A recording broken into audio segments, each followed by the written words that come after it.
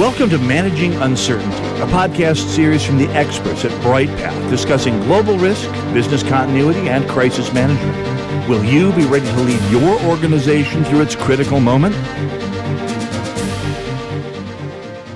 Harvey Weinstein, Al Franken, Bill O'Reilly, Minnesota State Senator Dan Schoen, Roger Ailes, and Minnesota State Representative Tony Cornish.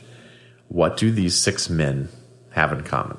Well, I've seen them all in the news recently. You've seen them all in the news recently because they've been credibly accused of sexual harassment and, in a couple of these cases, assault. And I think information is still coming out about different cases and different people involved. Apparently, there'll be a Senate ethics investigation on Al Franken. There's going to be a Senate ethics investigation in the Minnesota Senate, it appears, for Dan Schoen. There's an outside law firm looking at Representative Tony Cornish's activities. And Harvey Weinstein, of course, has been ousted from his company and is taking up residence in the UK, I believe, hiding. Yeah. His brother has also been fired from the Weinstein Company, or whatever the name of their firm is. And then Bill O'Reilly allegedly paid millions of dollars in settlements, and Fox News fired him. And Roger Ailes made a multi-million-dollar settlement with Minnesota native Gretchen Carlson over sexual harassment that he conducted with her over apparently quite a long period of time. Right. And I venture to guess this isn't the end. Probably not. And we're recording this episode, I think for context, the week of Thanksgiving, although it's not going to be out for a couple of weeks, so these situations have probably evolved significantly by the time you listen to this. And there's probably more. But we're not here to talk about the news necessarily and the facts of these cases.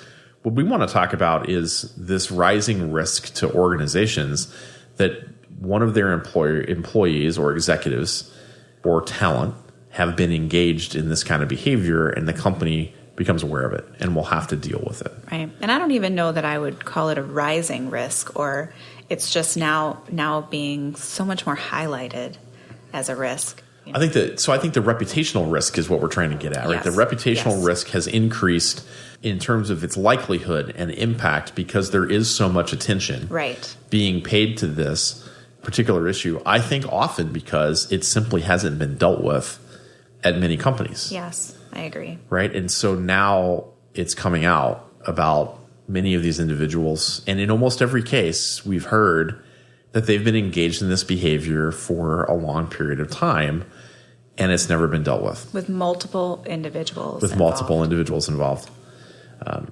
So let's talk a little bit about, I don't know if prevention is the right term to use, but there are some basic things that we believe companies should have in place in order to at least start a base of how to prevent and deal with these kind of situations. On a reputational basis. Basis. So where do we start? We start with a policy. And Jen, what should the policy be? So the policy should clearly define what is not allowed in your organization. Mm-hmm. So it should include sexual harassment specifically. Mm-hmm. And it should be very clear as to what is allowed and what is not allowed, what's appropriate behavior and what's not appropriate behavior, to try to prevent some of that gray area that we keep hearing about. So we want a policy, an employment policy put into place that prohibits sexual harassment at a minimum in accordance with what state and federal law says. And we're not attorneys, so talk to your employment attorney about this. But companies can also prohibit behavior beyond what the state or federal law requires, and often that's appropriate given the workplace. Once the policy is in place, individuals at the company should go through training. Yes. Now, there's no indication from what we've been reading in articles published over the last couple of days here that training in policies and workshops do anything necessarily to stop this from happening. But it feels to us like it has to be a minimum expectation that you're setting a policy, you're training people to that policy, to appropriate management, peer-to-peer work relationships. You have to start somewhere. Yep. And I think additionally, you have to have a means of reporting, right? So you have to make it a comfortable position for people to report and include that in the training. Agreed. So much like many of the other topics we talk about with, threats of workplace violence, there has to be a way for people to communicate and report. And that reporting should go to an independent body within the organization. So a lot of companies will contract this out to a anonymous reporting mechanism where a company, a consulting firm, a call center where you can disclose who you are if you wish, or you can just report anonymously. And then those reports go to a body inside the organization that's going to deal with this in an appropriate, legal, and mature manner, not to someone who's going to then go use this to find out who reported on them. Right. And I think herein lies the problem, right? So when it's been reported and maybe there's been an investigation, oftentimes we've seen in organizations where maybe it's not dealt with or not really dealt with appropriately for whatever reason. And so then you start to lose trust in that reporting process. Yes. And the organization, not just the reporting process, right. But if you've been the victim of this and you reported something and that report went nowhere, I think you're going to lose trust, and you're going to tell people about that unhappy experience that you've suffered this harassment or assault and you've been unable to get any action taken on the issue. Right. And now reputationally put yourself in the shoes of being maybe a mid-level business or small business, and somebody has this happen and it wasn't managed very well, and this individual then decides to have a voice and say they start talking. Mm-hmm. So like you said, they're going to start talking to people. That reputationally is going to have a huge impact, especially nowadays, on your organization. Well, and the people are going to believe the accuser because there has been so much cover-up and failure to deal with these issues in these situations in the past. And that's part of why there's so much traction around this issue today. When we talk about setting expectations in the training, we talk about this reporting mechanism, and then there has to be an investigative process that looks at the best interests of the organization and gets to the bottom of what has been going on. Is the allegation credible? Did this behavior occur? And then that behavior needs to be dealt with in line with what the policy says. And I think that most people would believe that there is simply no place for this kind of behavior in the workplace. And we were talking about another podcast that was discussing this over the weekend. There is a spectrum here, right, where a threshold, I guess. Yeah, and I don't know that we know where to draw the line on some of this, but we do know that unwanted sexual advances are not okay in the workplace. That outside the workplace, too. Or outside the workplace, yeah, just to be clear. The no, you're exactly right. Or off property doesn't work here. No. But in the work environment, there is no place for that. It's a pretty egregious violation. Touching someone is assault. And that's obviously way beyond the pale of what's acceptable in or out of the workplace. Here, of course, we're dealing with not the physical workplace, but we're talking about people who work at the company. Right. Because this behavior can happen anywhere, after hours. It can happen before work. It can happen on a work trip and can travel. happen on a date. Exactly. Yep. Yes. And I think that's good to point out, because we have a lot of those discussions. We had them a lot working with workplace violence prevention well, that did happen, but it was off property that happened. So it's not for us to deal with. Well, reputationally, it is. It absolutely is. Right. Yep. When I was, I spent the first 12 years of my career, in the actual field security part of our previous employer. And I can't tell you the number of situations I dealt with involving sexual harassment.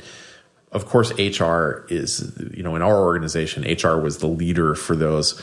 But because I was the security leader in the area, I was often involved in the investigative process and conducted interviews or served as a witness, or dealt with more senior people directly when they were alleged to have engaged in this behavior. And a lot of stuff happens on work travel because you're away from home, and you feel safe, or the perpetrator feels safe. Sometimes there's alcohol involved. There might be alcohol involved. Actually, all of them involved alcohol to some extent. But a lot of things happen inappropriately on work travel, so it's definitely a place where clear guidance is needed about appropriate behavior, particularly as a leader, if you're on those kind of trips. Whatever, not a deliberate trip for this purpose, but you're on a work trip, and you kind of lead the team through that. Yes. We also see, and I've personally witnessed situations where there was egregious behavior, but people senior to me who were the decision makers liked the individual that had been alleged to have done these things, and therefore nothing happened to them, or something minor happened to them. And in almost every case, just like we see in the criminal justice world, they recidivated. They did it again. Mm-hmm. And at some point, you have to draw the line. They should have drawn the line on the first offense. Yeah, and not only did they do it again, but maybe their peers now Think it's okay. They've Right. seen this, and so now they're going to do it or do it later on down the road at some point. Right. So our advice for companies when it comes to prevention and dealing with the incident is have a policy, train the team to the policy, set clear expectations, live up to those expectations, and hold people accountable when they cross the line. And that accountability may include terminating them and or calling in law enforcement or criminal justice officials to deal with criminal behavior, assault, and worse that goes on. And if necessary, bring in, and like you said, bring in an outside party like law enforcement, or maybe it's somebody else to conduct the investigation to help to build the trust in that organization, both with the employees or students or whoever is in the organization, as well as the public and the public's view of that organization. When it comes to your senior executives, if one of them is accused of this kind of behavior, it's not at all unusual to bring in outside counsel to conduct the investigation. You gain that outside impartiality that goes along with this, but you also gain a shield of legal privilege around the investigation. Although I'll tell you, if you're a publicly traded company, you're in a really bad spot because you probably are going to want to, at some point, disclose the results of that investigation, even if it's just a summary of what has gone on. And you can look at recent situations involving Uber as a good example of this, where That's right. Uber clearly had a cultural issue where this kind of harassment was okay because they didn't deal with it. And they tilted the table in favor of people that were committing this kind of egregious acts. In the public's view. In the public's view, because they were talented and they wanted to retain them, or because they had never been accused of this before, which of course turned out to be BS. Yeah, never is. But Uber went to an outside firm and then shared most of the outside firm's investigation publicly, which I thought was a good example of transparency. That's an extreme example of what can happen, but some of the folks that listen to this could be... What can happen if it's not dealt with at the lowest level. Exactly. If it's never dealt with, that culture continues to grow. Right. And so that is ultimately what could happen. Right. So we talk about this all in the aspect of we see this as an increasing risk for companies because of the prevalence of stories and accusations and issues that are coming up. This is definitely something that we think a company of any size needs to put some thought into how to respond and what would they do and what would their messaging look like and how would they deal with it. But I also think it serves as a warning that these kind of reputational issues, 6 months ago, no one would have thought that this was going to be the big issue that it is today. That said, it should be the big issue that it is today. But companies didn't predict this coming at them. And it's good to start to plan and make sure that you have this risk in mind as you approach the next 4 or 5 months. Thanks for listening to this episode of Managing Uncertainty, produced by the experts at Bryghtpath.